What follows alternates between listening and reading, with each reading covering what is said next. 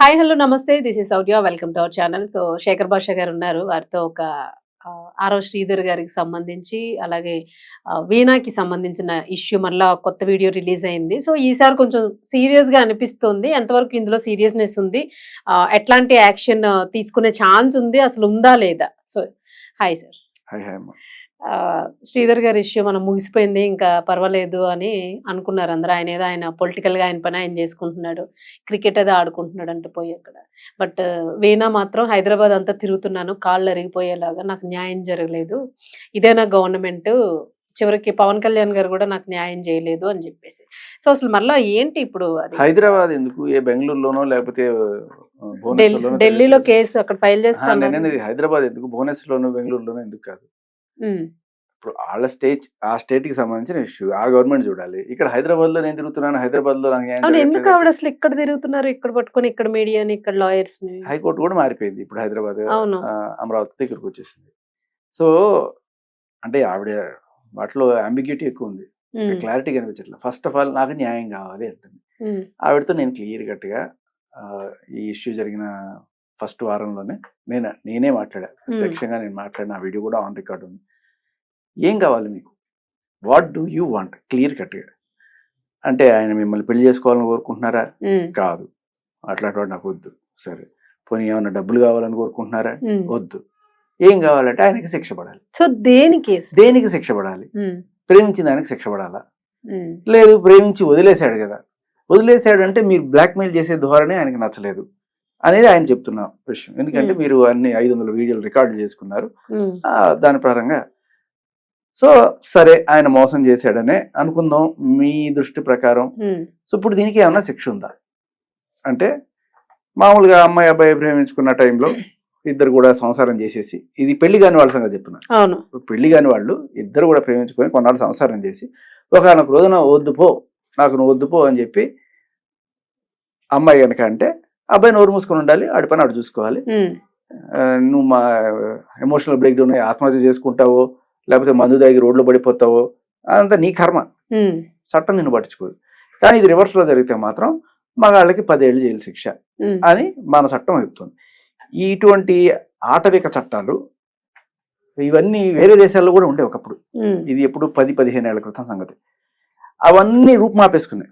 ఇవాళ రేపట్లో బ్రేకప్లు, ప్యాచప్లు ఇవన్నీ సహజం, చాలా కామన్ అయిపోయిన టైంలో కూడా అదేదో పెద్ద మోసం, అదేదో పెద్ద నేరం, దీన్ని తీసుకెళ్ళి ఒక 10 ఏళ్ళు వాడి జీవితాన్ని కూడా నాశనం చేసేద్దాం అని మళ్ళీ ఆడవాళ్ళకి ఇటువంటి ఒక బయాసిడ్ చట్టం అనేది మన భారతదేశంలో తప్ప ఇంకెక్కడా లేదు. సరే, పోనీ ఈ బయాసిడ్ చట్టమే వీడికి అప్లై చేద్దాం అనుకున్నా కూడా లేటెస్ట్ గా ఫిబ్రవరి 6వ తేదీన 2026 సంవత్సరం, ఈ సంవత్సరం సుప్రీంకోర్టు ఒక జడ్జిమెంట్ పాస్ చేసింది. ఈ చట్టం కేవలం పెళ్లి కాని మహిళలకి మాత్రమే వర్తిస్తుంది. ఎందుకంటే ఇప్పుడు ఒక ఆల్రెడీ నీకు పెళ్ళైపోయి పిల్లలుండి ఇంకొకటి నన్ను పెళ్లి చేసుకుంటా అని చెప్పి మోసం చేశాడంటే అసలు నమ్మసక్యంగా డివోర్స్ అవ్వకుండా, హస్బెండ్ తో విడిపోకుండా, ఈవిడ గురించి కాదు, మామూలుగా జనరల్ వేరే కేసుకు సంబంధించి సుప్రీంకోర్టు కామెంట్ చేసింది. ఇది పెళ్ళైన వాళ్ళకి కుదరదు ఈ సెక్షన్ అని చెప్పింది. సో ఈవిడికి ఆల్రెడీ ఒకసారి కాదు కదా 2 సార్లు పెళ్ళి అయినట్టు మనకు తెలుస్తుంది. So it will become more week. ఇప్పుడు ఆయన క్రికెట్ ఆడుకుంటే ఏమిటి, లేకపోతే ఫుట్బాల్ ఆడుకుంటే ఏమిటి, ఈవిడికి వచ్చిన నష్టం ఏంటి? ఆయన ఆనందంగా ఉండడం ఈవిడ చూడలేకపోతుంది, అంతేనా? అంటే అదే అర్థమవుతూ ఉంది. ఇప్పుడు అసలు ఏం కావాలనేది ఎవరికి క్లారిటీ రావట్లేదు. ఆయనకి శిక్ష పడడం మాత్రమే నాకు కావాలి అని చెప్పి ఇప్పుడు ఈ చట్టం అయితే ఆవిడకి అప్లై అవ్వాల. ఇంకా ఏం చేశారు? ఇంకా నానా రకాలన్నీ చూసి మిస్క్యారేజ్ అనే కేసు పెట్టచ్చా అని చెప్పి చూశారు. మిస్క్యారేజ్ సెక్షన్ 81 BNS 82 ఏదో పెట్టారు. దాంట్లో ఏంటి అంటే ఇది కూడా ఒక వింత సెక్షన్. ఇదేంటంటే, ఇప్పుడు పెళ్ళి ఇదినా లేకపోతే సహజీవనంలో ఉన్న అమ్మాయి ప్రెగ్నెంట్ అయితే ఆ ప్రెగ్నెన్సీ ఉంచుకోవాలా తీసుకోవాలా అనేది ప్యూర్లీ అమ్మాయి ఇష్టం. He has no say. వాడికి ఏ రకమైన హక్కు లేదు ఒక తండ్రిగా. అరే నాకు ప్రస్తుతానికి డబ్బులు లేవు, ఇప్పుడు పోషించడానికి కష్టం అవుతుందేమో, కొన్నాళ్ళు ఆగుదామే, నాకు అయిన తర్వాత మగాడికి ఏ రకమైన హక్కు లేదు. ఓకే, కానీ బిడ్డను కనేసిన తర్వాత పెంచాల్సిన బాధ్యత మాత్రం 18 ఏళ్ళు వీడికి ఖచ్చితంగా ఉంటుంది. ఆస్తులు పెంచాలా, వాడిని పెంచాలి. వాడికి అంటే మెయింటెనెన్స్ ఇవ్వడం, అంటే తల్లి అవ్వాలా వద్దా అనేది ఈవిడ హక్కు, తండ్రి అవ్వాలా వద్దా అనే హక్కు వీడికి లేదు. వీడికి నో ఆప్షన్. చచ్చినట్టుగా భరించాల్సిందే. దారుణం కదా సార్ అసలు. సరే వదిలేద్దాం అది కూడా. సో ఇక్కడ ఏంటంటే ఈ అంటే అబార్షన్ చేయించుకోవాలా లేకపోతే కనాలా అనేది కేవలం మీ ఇష్టం అని చెప్పి చట్టం చెప్తున్న ఈ రోజుల్లో వాడు చెప్పడంగా చేశాను వీడు చెప్పగా చేశాను కాబట్టి వాడిని శిక్షించండి అని ఒకవేళ నువ్వు చెప్పాల్సి వస్తే దానికి క్లియర్ కట్ ప్రూఫ్ ఉండాలి. ఏదో ఊరికే ఒక మాట అనేది చల్లదు. ఎలా అంటే ఆయన ఈవిని హాస్పిటల్కి తీసుకెళ్ళిన రికార్డ్స్ లేకపోతే తీసుకెళ్ళినంత మాత్రం కూడా ఏమైపోదు.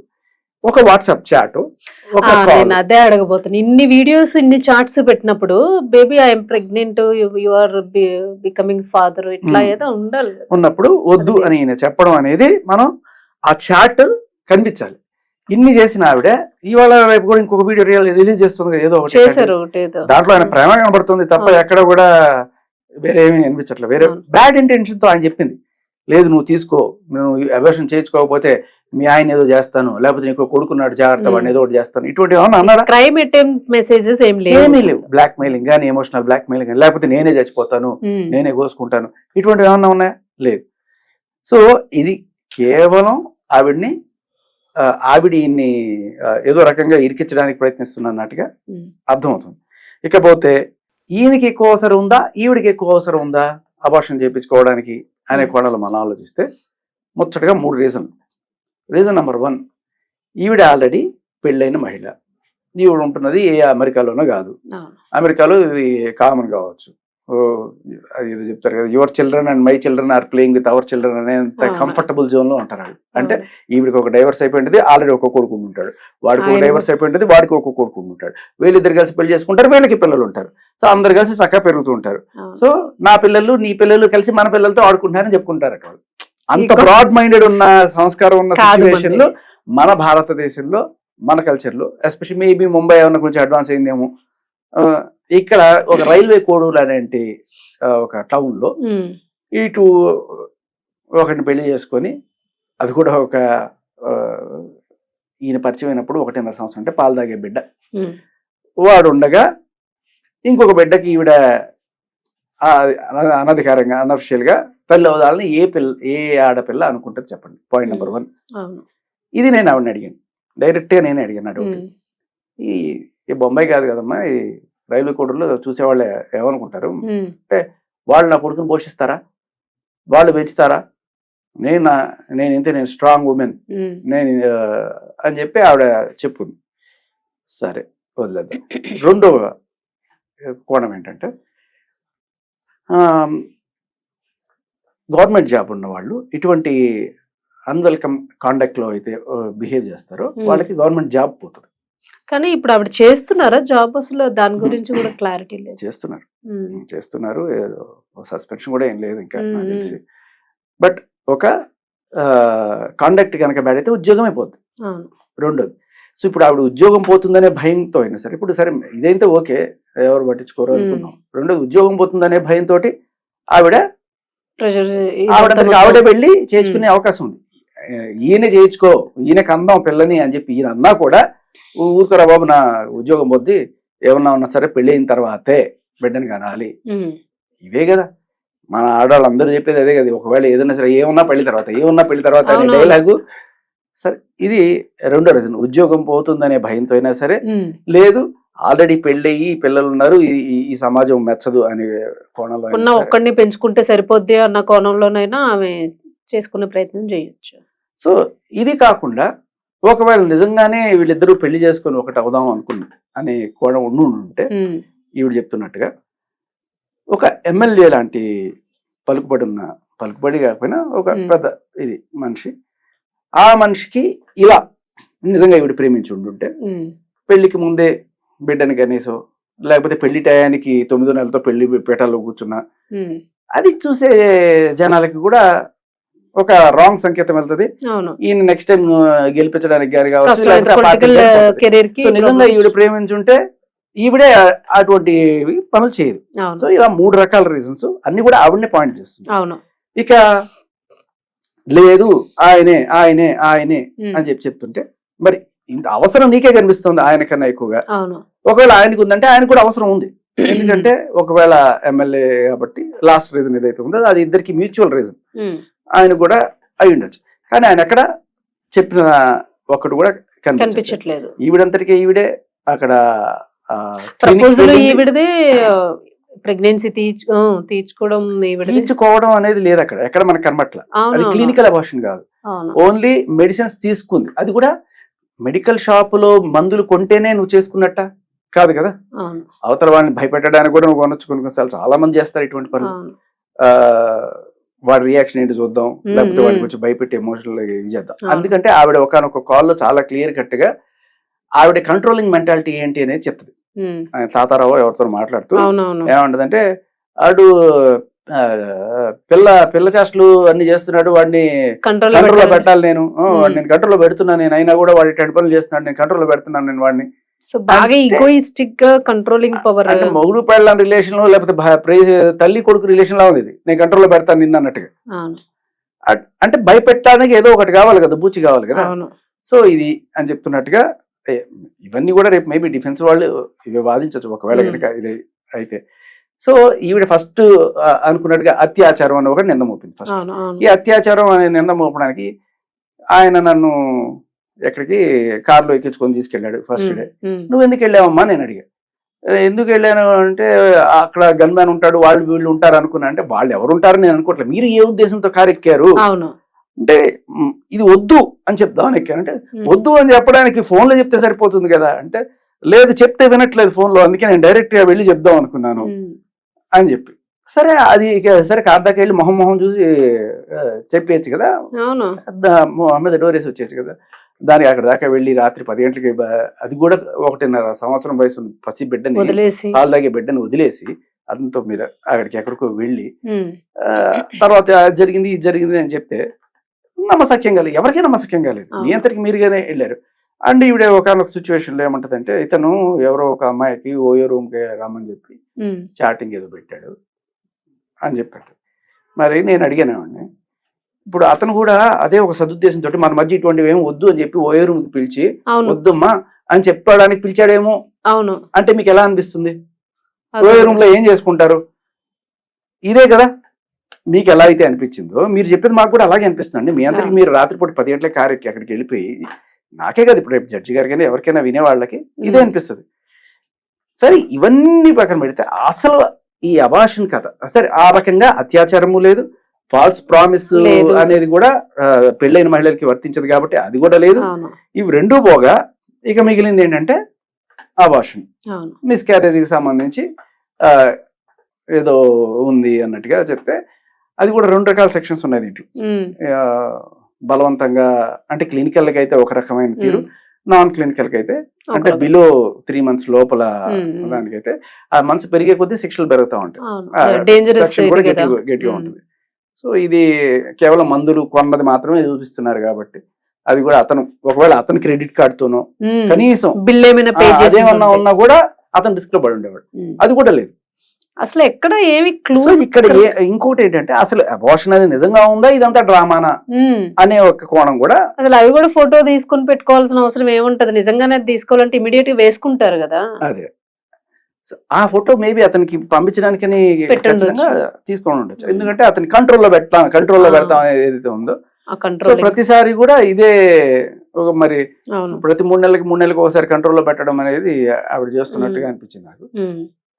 సరే ఏదైనా సరే మొత్తానికి అసలు ఇదే ఒక అబార్షన్ అనేదే ఒక ఫేక్ అన్నట్టు 18 నెలల్లో 5 సార్లు అనేది సత్యదూరంగా ఉంది. సరే ఒకసారి అంటే అనుకుందాం, బట్ రెండోసారి, మూడోసారి, నాలుగోసారి ఏమైంది అంటే అది కూడా అది అసలు ఎవరు దాన్ని అంటే ఈవెన్ లేడీస్ అయ్యి ఉండి కూడా మాకు కూడా అనిపిస్తుంది 5-6 సార్లు అంటే అది నాట్ ఈజీ. అది కూడా బిడ్డను పెట్టుకోనమ్మా, ఇప్పుడు మీ ఆరోగ్యాన్ని కదా అన్ని టైమ్స్ అంటే అది నమ్మసక్యంగా లేదు అసలు. సో అతన్ని ఏదో రకంగా కంట్రోల్లో పెడదాం అనే కాల్ ఉంది. దీనికి తోడు ఎక్కడో 25 కోట్ల అనే ఒక కాల్ ఉంది, అది అది కాదు అని చెప్పి అంటుంది.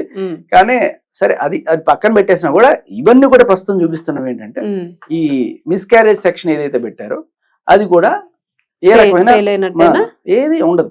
సార్ మరి హ్యూమన్ రైట్స్ కూడా వెళ్ళినట్టున్నారు కదా ఆవిడ. వెళ్ళారు. అది దానివల్ల కూడా వాళ్ళే సరే ఎఫ్ఐఆర్ అయితే నమోదు చేయాలంటారు. ఫస్ట్ కేసు తీసుకోలేదు ఎందుకు, నమోదు చేయండి ఎఫ్ఐఆర్, తర్వాత ఎంక్వైరీ చేయండి, ఇవే ఉంటాయి. ఇప్పుడు ఎఫ్ఐఆర్ పెట్టినంత మాత్రాన అవతల వాళ్ళ దోషిని కాదు. ఎఫ్ఐఆర్ పెట్టండి, బేసికలీ ఆడపిల్ల చెప్పింది, చెప్పినప్పుడు మనం తీసుకోవాలి అనేది ఒక చట్టం ఒకటి చేశారు. వాళ్ళు ఎట్లయినా సరే హనీ ట్రాపర్ అయినా కావచ్చు, ఆవిడ డ్రగ్ అడిక్ట్ అయినా కావచ్చు, ఎవరైనా కావచ్చు, ప్రాస్టిట్యూట్ అయినా కావచ్చు, ఎవరైనా కావచ్చు, ఒక ఆడపిల్ల వచ్చి స్టేషన్ లోకి వచ్చి చెప్తే తీసుకోవాలి అనేది మన పోలీసులకి ఉన్న ఇన్స్ట్రక్షన్స్. అలా అని ప్రతి ఒక్కళ్ళు పెట్టుకుంటూ పోతే ఇలా బోల్డ్ అయిపోతాయని కొంత మన వాళ్ళు డిస్క్రిప్షన్ వాడతారు. అప్పుడు కొంతమంది ఏం చేస్తారు, నెక్స్ట్ లెవెల్ కేఎస్పీ దగ్గరికి లేకపోతే ఇంకా పైకి వెళ్ళి ఏదో రకంగా పెట్టిస్తుంటారు. జనరల్ గా చాలా మంది ఇలాంటివి చేయరు. బట్ రీసెంట్ గా ఇంకొక జడ్జిమెంట్ అమ్మా, బంబుల్ అని ఒక డేటింగ్ యాప్, నిన్న మొన్న చూశాను. అది కూడా ఏదో ఢిల్లీ హైకోర్టులోనే ఎక్కడో బంబుల్ డేటింగ్ యాప్ లో కలిసారంట. ఆ తర్వాత ఓయే రూమ్కి వెళ్ళారట వాళ్ళిద్దరు. ఆ నెక్స్ట్ రోజు అమ్మాయి ఇంటికి వెళ్ళి శుభ్రంగా పోలీస్ స్టేషన్కి వెళ్ళిన తర్వాత ఇతను నన్ను అత్యాచారం చేశాను కేసు పెట్టినట్టు. ఆ జడ్జి ఎఫ్ఐఆర్ పెట్టిన పోలీసు వాళ్ళని దగ్గర నుంచి అందరినీ తిట్టి తప్పుడు కేసులు ఇట్లాంటివి. అంతే, టైం వేస్ట్ కదా గవర్నమెంట్ కి, కోర్టులకి 1,00,000 ఉంటాయి సిల్లీ కేసెస్. సో ఇకపోతే ఫైనల్ గా ఎఫ్ఐఆర్ ని ఎలా ఒకవేళ కట్టించకపోతే ఎఫ్ఐఆర్ కట్టాలంటే ఏం చేయాలి అనే రకరకాల అన్అఫిషియల్ కోచింగ్లు ఉంటాయి. ఇవేంటి అంటే లాయర్లు చెప్తారన్నమాట, ఏడవాలి, పోలీస్ స్టేషన్ దగ్గరికి వెళ్ళి ఏడవాలి, గుండెలు బాదుకోవాలి, లేకపోతే నేను సూసైడ్ చేసుకుంటే నాకు ఇంకా వేరే ఏ గతి లేదని చెప్పాలి. ఇటువంటివన్నీ కూడా మన లాయర్ల దగ్గర ఉండి కోచింగ్ ఇస్తారు కొంతమంది. సో ఆ రకంగా ఇప్పుడు ఫైనల్ వస్తాం. అసలు ఎవరు సార్ సపోర్ట్ ఉన్నారా ఇప్పుడు ఆవిడకి? పాపం పోరాటం చేస్తున్నారు. ఆజాద్ గారే కదా, ఆయననా? ఆజాద్ గారేనా? ఆజాద్ గారనే. మరి అప్పట్లో నేను మామూలుగా ఏదో చిన్న ఫస్ట్ లో నిజాలు తెలుసుకోకుండా మనం కూడా మాట్లాడకూడదు కానీ నేను ఆయనతోనే డైరెక్ట్ గా మాట్లాడాను. వెళ్ళినప్పుడు నాకు తెలిసిన విషయం అన్నమాట. కాబట్టి చట్ట ప్రకారమే ఇవి రెండు కూడా నిలబడవు. అత్యాచారం నిలబడదు, అలాగే ప్రామిస్ టు మ్యారేజ్ నిలబడదు. నిలబడదు అంటే డైరెక్ట్ ఇవి దీంట్లో ఎఫ్ఐఆర్ లోనే పెట్టలేదు ఈ సెక్షన్స్. ఎఫ్ఐఆర్ లో పెట్టిన ఒకే ఒక సెక్షన్ మిస్క్యారేజ్. సో మిస్క్యారేజ్ ఇది డబుల్ ఎడ్జెడ్ స్వార్డ్. ఈ కత్తికి రెండు పక్కల పదం ఉంటుంది. ఎందుకంటే ఒకవేళ నువ్వే చేయించుకున్నావు అతని ప్రమేయం లేకుండా అంటే నీకు కూడా శిక్ష పడుతుంది. అవును. సో అది కూడా ఉంది. దీంట్లో రెండు రకాలు ఉన్నాయి మళ్ళీ. అంటే ఒకటి స్వాతంత్రం ఇచ్చాం కదా, ఇది మీరు ఉంచుకోవాలా తీసుకోవాలనేది మీదే ఒకటి డిసిషన్ అని చెప్పి ఒక సెక్షన్ చెప్తుంది. ఇంకొక సెక్షన్ కూడా ఉంది, అదేదో పిఎన్టీ సెక్షన్ ఏదో యాక్ట్ అంటారు. అదేమో దీన్ని ప్రొటెక్ట్ చేస్తే, ఇదేమో వీళ్ళని శిక్షించే రకంగా కూడా ఉంటుంది. సో ఏదైనా ఇందులో కూడా ఇచ్చాము అని అన్నా కూడా 5-6 times అబార్షన్ చేసామంటే అది నేరం కిందకే కదా వస్తుంది. 5-6 times అంటే తనను తాను హత్య చేసుకున్నా కూడా నేరం అని అంటుంటారు, ఆత్మహత్య చేసుకున్నా కూడా నేరం అంటారు కదా. జనరల్ గా వాటికి ఎక్కడ శిక్షలు పడ్డట్టు లేవు. కానీ కొన్నిసార్లు ఇవి జనరల్ గా మగాళ్ళు పెడుతుంటారు. అంటే నేను తండ్రి కావాలనుకుంటున్నాను, ఈవిడ కావాలనే ఆవిడ కొన్నిసార్లు ఆ భయానికో లేకపోతే అన్నం పోతుందనో ఇంకా రకరకాల దీంతో ఆవిడ వచ్చిన ప్రతిసారి బిడ్డని తీర్చేసుకుంటుంది అని చెప్పి కోర్టుకు వెళ్ళిన తండ్రులు ఉన్నారు, భర్తలు ఉన్నారు, కాబోయే తండ్రులు. సో వాళ్ళ తరపున కేసు బాధించినప్పుడు కూడా సరే ఆవిడ ఏదో ఒక మానవతా కోణంలో ఆవిడని క్షమించి వదిలేయడమే చేస్తున్నారు తప్ప జనరల్ గా వాళ్ళకి శిక్షలు అనేవి ఉండవు. వాళ్ళకి శిక్షలు ఇప్పటిదాకా పడిన దాఖలా నేను చూడలా. అండ్ అలాగే వాళ్ళు చేయించారు వీళ్ళు చేయించారు అని చెప్పి అంటే అది భ్రూణ హత్యలు వేరు. 7 నెలలోనో 6 నెలలోనో అవన్నీ ఆడపిల్ల పుడుతుందని తెలుసుకోవడం ఇట్లాంటి చేసేవన్నీ కూడా అది వేరే కేటగిరీ. ఇది అసలు ఏమీ లేదు, జస్ట్ మందులు తీసుకున్నాను కాబట్టి అతను మిస్కరేజ్ అంటే ఇవన్నీ పక్కన పెట్టేస్తే అసలు ఇప్పుడు ఆవిడికి ఏం కావాలి? న్యాయం న్యాయం న్యాయం కావాలంటే న్యాయం ఏమిటి? ఇప్పుడు ఆయన క్రికెట్ ఆడుకోకుండా జైల్లో పెడితే మీకు ఏ రకమైన ఇది వస్తుంది? ఒక రకమైన పగ ప్రతీకారం తీర్చుకునే ఇది తప్ప దానికి నాకు డబ్బులు వద్దు, ఓకే ఆయనతో పెళ్లి వద్దు, ఇంకా ఏ రకమైన న్యాయం అని నిజం చెప్పాలంటే ఒకవేళ అన్యాయం ఎవరికైనా జరిగిందంటే కళ్ళ ముందు కనబడుతున్నది ఏంటి అంటే వీళ్ళ ఆయన ఎవరైతే ఉన్నారో బిడ్డకి రెస్పాన్సిబుల్ గా ఉండాల్సిన నువ్వు, లాయల్ గా ఉండాల్సిన నువ్వు ఆయన్ని వదిలేసి వేరే వాళ్ళతో ఉంటూ ఇంకా మళ్ళీ వాళ్ళ మీద ఇప్పుడు ఇదే రకంగా మీ ఆయన నీ మీద కేసు పెట్టి తిరుగుతున్నాడు, నాకు అన్యాయం జరిగింది, ఇది నిజం, అవును. కళ్ళ ముందు కనబడుతోంది. కనిపిస్తుంది, పిల్లాడు ఒంటరిగా వదిలేసి తిరుగుతా ఉంది, రెస్పాన్సిబిలిటీ ఎవరిది? అర్ధరాత్రి 10 గంటలకి అవును. పిల్లాడిని వదిలేసి, పాలిచ్చే బిడ్డను వదిలేసి, అది నీ రెస్పాన్సిబిలిటీ కదా, నువ్వు వదిలేసి. ఇప్పుడు వాళ్ళ ఆయన కూడా ఇదే రకంగా పగ అని చెప్పి తిరగచ్చు కదా, తిరగచ్చు. నిజంగా అన్యాయమే జరిగింది కదా, నిజంగా అన్యాయమే కదా. అవును. ఎందుకు చెప్తున్నానంటే ఇప్పుడు వాళ్ళ ఆయన ఎక్కడో వేరే ఊరు ఉంటాడు, పోనీ ఆయన వేరే సంబంధాలు ఏమన్నా పెట్టుకుని ఉన్నాడా, వేరే అమ్మాయిలతో అక్రమ సంబంధాలు పెట్టుకోవడం వల్ల ఆయనకి నేను దూరంగా ఉంటున్నాను, నాకు ఆయనకి సంబంధాలు లేవు అందుకనే నేను దూరంగా ఉంటున్నాను అనుకునే కేటగిరీ ఏమైనా ఉందని నేను ముందుగానే అడిగాను. ఏమ్మా మీ ఆయనతో మీరు ఎందుకు విడిపోయారు, ఏమన్నా అక్రమ సంబంధాలు ఆయన ఏమన్నా చెడ్డవాడు అంటే, లేదు అబ్బాయి ఆయన చెడ్డవాడు కదా, ఆయన మంచివాడు, మరి ఎందుకు? అది అలా సేఫ్ జోన్, సేఫ్టీగా దాన్ని అట్లా పక్కన ఉంచుకున్నట్టున్నారు.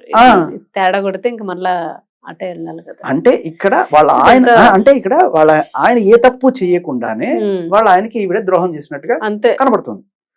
ఇప్పుడు ఎలా అంటే బిడ్డ ఉండగా వేరే వ్యక్తితో నువ్వు సంబంధం పెట్టుకోవడం అనేది ఆయనకి అన్యాయమే కదా అది. మరి ఇప్పుడు ఆయన ఇలాగే తిరిగి నాకు న్యాయం కావాలి, ఏ న్యాయం కావాలి? సరే బిడ్డని ఆయనే తీసుకొని పోయాడు, ఎందుకంటే ఈవిడ ఇలా బిడ్డను వదిలేసి హైదరాబాద్ లోను ఇంకా ఎక్కడ వాడికి అల్లపల్ల చూసుకోవాలి కదా. ఇప్పుడు నాకు తెలిసి 3 ఏళ్ళు బిడ్డ అయ్యాడు. అవునవును సార్. ఇప్పుడు అంటే ఏంటి కేసు ఫైనల్ గా ఇది ఏంటో టైం పాస్ వ్యాపకమే అనుకోవచ్చా, అంటే ఇంకా టైం వేస్ట్ అనుకోవచ్చా, లేదంటే ఇంకా నిజంగానే ఇందులో స్పందించలేదంటే పవన్ కళ్యాణ్ గారు స్పందించలేదంటున్నామే, గవర్నమెంట్ స్పందించలేదంటుంది, కోర్టు స్పందించలేదంటుంది, ఇక 1,00,000 పెద్ద కేసులు ఉన్నాయి. చిన్న పిల్లల్ని ఏదేదో చేసేస్తే ఆ కేసులే తేలడం లేదు, అన్ని తెలిసి మీరు దగ్గరుండి చేయించుకొని అయింది అని అంటే ఇప్పుడు ఆవిడ దృష్టిలో ఆవిడకి ఒక న్యాయం ఉంది అంతే. ఆవిడ ప్రపంచం దృష్టిలో అది న్యాయంగా అనిపించట్లేదు, పోలీసుల దృష్టిలో అనిపించట్లేదు. మేబీ రేపు ఆ విషయం ఇప్పుడు తేల్చట్లేదు అంటే ఇప్పుడు కేసు పెట్టిన తర్వాత ప్రత్యూష కేసు 5 ఏళ్ల తర్వాత జడ్జిమెంట్ వచ్చింది. మరి అది తేల్చట్లేదు అంటే ఇప్పుడు అన్ని కేసులు వదిలేసి మీ కేసుని పట్టుకుంటాలని దారుణమైన కేసెస్ అది మనిషి చనిపోయిన కేసులు. సో ఇక్కడ ఏమీ లేదు, అక్కడ జస్ట్ మిస్క్యారేజ్ అనే ఒక ఇది పెట్టి మీరు అది కూడా నేను అనేది అదే, మీరు అవతల వ్యక్తి మీకు అన్యాయం చేశాడు అంటున్నారు, మీరు ఇక్కడ అన్యాయం చేశారు కదా, అది కూడా దృష్టిలో పెట్టుకొని ఆలోచించుకోవాలి ఒకసారి. మీరు అన్యాయం చేశారు, మరి మీకేం శిక్ష పడాలి, మీకేం శిక్ష? జాబ్ కూడా అట్లా ఉండడం గ్రేట్. అవసరం లేదు, పెళ్లి అవసరం లేదు, కానీ అతనికి శిక్షలు పడాలి, అది మీకు ఒక ఆనందం అనుకుందాం. అతనికి శిక్ష పడితే ఒక ఆనందం అనుకుందాం. మరి అదే రకంగా మీరు మీ ఆయనకి చేసిన అన్యాయానికి మీకు శిక్ష పడాలి. చట్ట ప్రకారం ఆలోచించుకుంటే అదే అంటున్నా, చట్ట ప్రకారాలు ఇవన్నీ కూడా మీరు నాకు ఇది కావాలి, నా న్యాయం ఇది, నాకు ఇది పోయింది చెప్తే కరెక్ట్ గా క్లారిటీ ఉండాలి ఎవరికైనా. అసలు ఆవిడ నాకు చెప్పిన దాంట్లో ఏమైందంటే, ఆవిడ దీనివల్ల మా ఆయనకి నేను దూరం అయిపోయాను, దీనివల్ల ఇతను పెళ్లి చేసుకుంటాను ప్రామిస్ ముందరే దూరంగా ఉన్నాడని ఆవిడ అంటుంది. అంటే అంత దూరంగా లేము, తర్వాత ఎప్పుడైనా సరే బిడ్డ కోసమైనా సరే వాళ్ళు తిరిగి నన్ను కలుస్తాడనే ఒక మంచి ఉద్దేశంతో నేను బతుకుతున్నాను. ఆ టైంలో ఇతను వచ్చేసి ఇదంతా చేసేసడం వల్ల ఆ హోప్ కూడా పోయింది అనేది తర్వాత మనం ఎంక్వైరీ చేసాం. వాళ్ళ ఆయనకి సంబంధించిన కాల్స్ ఇవన్నీ కూడా వచ్చినాయి. దాంట్లో ఆయన అటువంటిది ఏం లేదు, మెల్లగా ఏదో ఇది తెలిసిన తర్వాత ఆయన మందలించట్టు కూడా. ఎందుకు మందలిస్తాడు, సపరేట్ గా ఉంటే ఎందుకు మందలిస్తాడు? సపరేట్ గా ఉండాలనుకునేవాడు అమ్మాయి వదిలిపోయింది అనుకుంటాడు తప్ప. ఇంకొకటి కూడా 3 ఏళ్ల నుంచి దూరంగా ఉంటున్నాం. సో ఇప్పుడు బ్యాక్ టు 3 ఏళ్ళు వెళ్తే కరెక్ట్ గా బిడ్డ పుట్టినరోజుకి 3 ఏళ్ళు ఇప్పటికి. అంటే అప్పటికి ఈయనకి వేరే అక్రమ సంబంధాలు కూడా లేవు, బాగానే ఉన్నాడు. ఎందుకు బిడ్డ పుట్టగానే ఎందుకు దూరం అయిపోతాడు? అదేదో కృష్ణుడు పుడితే కంసుడికి ఏదో ఇది అయిపోతుంది అన్నట్టుగా అలా ఏమన్నా ఫీల్ అయ్యే జాతకాల ప్రకారం ఏమైనా వెళ్ళిపోయాడా? అలా అనుకుంటే మళ్ళీ బిడ్డని ఇప్పుడు ఎందుకు తీసుకెళ్తాడు? బిడ్డ మీద ప్రేమ ఉందనేది అర్థం అవుతుంది ఆయన బిడ్డను తీసుకెళ్లాడంటే. కాబట్టి ఎవరన్నా సరే బిడ్డ పుట్టినప్పుడు నెత్తిని ఎక్కించుకొని తిరుగుతారు. ప్రేమ ఉన్నవాడంటే ఈయన ప్రేమ ఉన్న తండ్రి అనేది మనకు అర్థమవుతుంది. మరి అలాంటి తండ్రి బిడ్డ పుట్టినప్పుడు వదిలేశాడు అంటే మనం నమ్మడానికి లేదు. నేను ఇదే క్వశ్చన్ ఆయన ఆజాద్ గారిని కూడా అడిగినప్పుడు ఆయన కొంచెం నీళ్ళు నవ్వులి, అంటే 3 ఏళ్ళు అంటే 3 ఏళ్ళు ఎగ్జాక్ట్ గా అనుకోకర్లేదు, అప్పుడు 2 ఏళ్ళు 1.5 ఏళ్ళు అలాగా చెప్పుకుంటూ వచ్చాడు. సార్ మీ క్లయింట్ కి మీరు సరిగ్గా ట్రైనింగ్ ఇవ్వలేదేమో సార్, 10 గంటల 24 నిమిషాలు 30 సెకండ్ల ఇట్లాగా అంటే 3 ఏళ్ళు అని చెప్తే కరెక్ట్ ఈ లాజిక్ వస్తుంది. ఎగ్జాక్ట్లీ ఒక బిడ్డ మీద ప్రేమ ఉన్న తండ్రి అలాగే ఎటువంటి అక్రమ సంబంధాలు లేని తండ్రి అని ఈవిడే ఒప్పుకుంది. అవును, ఆవిడ ఒప్పుకున్నారా? ఇటువై- ఇప్పటికి కూడా ఆమె అతన్ని ఏం అనట్లేదు, ఆ ఇటువైపే మాట్లాడుతుంది తప్ప. సో ఇక్కడ తప్ప ఎవరిది? అవును. ఆయన్ని ఆ, ఎప్పుడైతే అంటే నాకు తెలిసి ఆయన ఏమి డిస్కనెక్ట్ లో లేడు, ఉమ్. డిస్కనెక్ట్ లో లేడు, Disconnect లో లేడు. అది అది అది clear. చాలా క్లియర్ కట్ గా మనం తెలుసుకోవాల్సింది. ఇది ఒక అబద్ధం అనేది లాజికల్ గా మనకు అనిపిస్తుంది. ఉమ్, ఎందుకంటే ప్రేమ ఉన్న తండ్రి, ఉమ్, అది బిడ్డ పుట్టిన రోజు, అప్పటి నుంచి కనీసం అతను అల్లా పల్లా చూసుకోవాల్సిన, ఆవిడ కూడా బాలింత కాబట్టి ఉమ్. ఆ టైంలో ఈయన సపోర్ట్ చాలా గట్టిగా అవసరం, ఖచ్చితంగా ఉండే ఉంటాడు. అవన్నీ కూడా మనకి ఏ రికార్డులు ఏదో బయట పెడితే తెలియదు తప్ప మనకి భారీ తెలియదు. స్కెచ్ జరిగింది కానీ అది అంతే. వర్కౌట్ అవ్వలేదు, ఆ, ఫెయిల్ so, అయ్యింది దానికి. అండ్ ఈయన మందలించిన విషయం కూడా బయటకు వచ్చిందంటే ఆ, ఈయన ఏదో పని మీద బెంగళూరు లేకపోతే బద్వేలో ఎక్కడికో వెళ్ళున్నాడు, లేకపోతే ఆ టైంలో మరి ఏం జరిగింది అనేది మనకి తెలియదు. బట్ ఆయన మందలించాడు ఉమ్, ఇటువంటి వద్దు అనే విషయం. తర్వాత ఈయనతో గట్టిగా మాట్లాడి ఏదో అది అవుతుంది ఇది అవుతుంది అని చెప్తే ఈయన డైరెక్ట్ గా ఆయనకి ఫోన్ చేసి లేదు నువ్వు వదిలేసి నేను పెళ్లి చేసుకుంటా అని చెప్పి మాట్లాడిన వాస్తవం అన్నట్టుగానే చెప్తుంది ఈవిడ. చెప్తున్నారు. అవును. సరే అయి ఉండొచ్చు, కానీ అప్పటిదాకా ఆయనకి పట్టిన మానసిక వ్యధ ఏదైతే ఉందో ఉమ్, మీరు ఎలా అంటే ఒక డైవర్స్ అఫిషియల్ గా తీసుకోకుండా డైవర్స్ అప్లై కూడా చేయలేదు, 2 నెలల క్రితం అప్లై చేశారు. సార్ ఇందులో ఒక డౌట్ రైజ్ అయింది, మనకు స్టార్టింగ్ కూడా అనుకున్నాం ఆయన ప్రమేయం అంటే ఇద్దరు కలిసి ఏమైనా ప్లాన్ చేశారు, ఏదో పెద్ద స్కెచ్ ఇది ఫెయిల్ అయిపోయింది అని అనుకోవచ్చా? అనుకోవడానికి ఏముందో అనుకోవచ్చు, కానీ మనకి ఏ రకమైన సాలిడ్ ప్రూఫ్లు దొరకట్లేదు. Proof లేదు. అదే. ఎందుకంటే ఈ మధ్యకాలంలో కొన్ని ఇటువంటివి జరుగుతున్నాయి. చూస్తున్నాం. ఇద్దరు కలిసి ట్రాప్ చేస్తున్నా కొన్ని కేసెస్ చూస్తూ ఉన్నాం మనం. అది వర్కౌట్ అవ్వక ఏం చేయాలో అర్థం కాక ఏదో రకంగా ఇరికిచ్చే ప్రయత్నం అయితే కక్ష సాధింపు చర్యగా ఒకవేళ ఈ ఈ డౌట్ కి సమాధానం ఏంటంటే, ఒకవేళ ఇటువంటి పనులు చేస్తున్న వాళ్ళ కోసమే అనుకుంటా మన సుప్రీం కోర్టు రీసెంట్ గా ఒక జడ్జిమెంట్ పాస్ చేసింది. అది ఏంటంటే, నీ భర్తతో నువ్వు ఉంటూ విడాకులు కాకుండా లీగల్లీ వెడెడ్ టు హిమ్, చట్టబద్ధంగా నువ్వు ఆయన భార్య అయి ఉన్నప్పుడు వేరే వ్యక్తి ద్వారా నువ్వు గనక ఒక పిల్లనో కంటే, అంటే అనైతికంగా వేరే వ్యక్తితో నువ్వు పిల్లనో కంటే వాడి బాధ్యత కూడా నీ మొగుడిదే.